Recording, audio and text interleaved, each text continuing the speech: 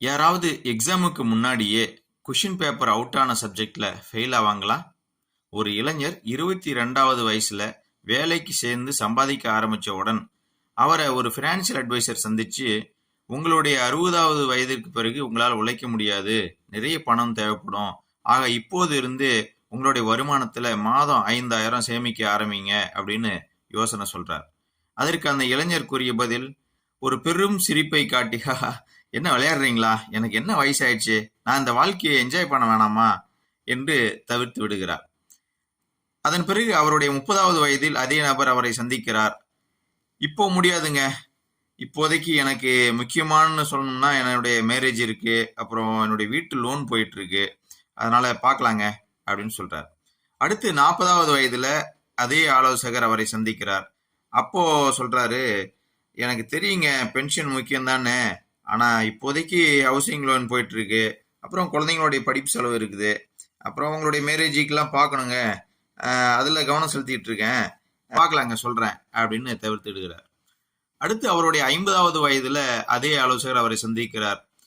அப்போ சொல்றாரு, இப்போ எனக்கு தெரியுதுங்க பென்ஷன் ரொம்ப ரொம்ப முக்கியம்னு சொல்லிட்டு, ஆனா என்னுடைய வேலை எப்போ போகும்னே எனக்கு தெரியல, இன்னும் எவ்வளவு நாள் தான் நான் வேலைக்கு போறேன்னு எனக்கு தெரியாம இருக்கு, அது கொஞ்சம் கஷ்டமா இருக்குங்க, பார்க்கலாம் அப்படின்னு சொல்லி தவிர்த்துறாரு.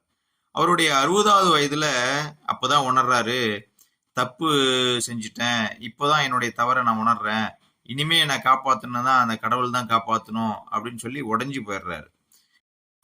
உங்களுக்கு தெரியுமா, அவர் தனது 22வது வயதுல மாதம் 5,000 அவர் சேமிக்க ஆரம்பிச்சிருந்தா அவருடைய 60வது வயதுல 2,58,00,000 அவர் சேர்த்து வச்சிருப்பார்.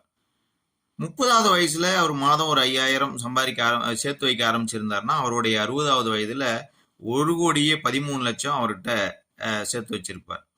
40வது வயசுல மாதம் 5,000 அவர் சேமிக்க ஆரம்பிச்சிருந்தா 60வது வயசுல 37,90,000 அவர் கையில இருந்திருக்கும். அதே 50வது வயதுலயாவது அவர் மாதம் 5,000 சேமிக்க ஆரம்பிச்சிருந்தா அவருடைய 60வது வயசுல குறைஞ்சது 10,20 லட்சமாவது, அதை 10,20,000 அவர் கையில இருந்திருக்கும். இப்போ சொல்லுங்க, தனது 60வது வயதில் வருமானம் வராதுன்னு தெரிஞ்சு உழைக்க முடியாதுன்னு தெரிஞ்ச பிறகும் அவர் சேமிக்காம இருந்தா, நான் முன்னாடியே சொன்ன மாதிரி யாராவது எக்ஸாமுக்கு முன்னாடியே கொஷின் பேப்பர் அவுட் ஆன சப்ஜெக்ட்ல ஃபெயில் ஆவாங்களா? இன்றே குறைந்தது அல்லது முடிந்த அளவு சேமிக்க ஆரம்பியுங்கள்.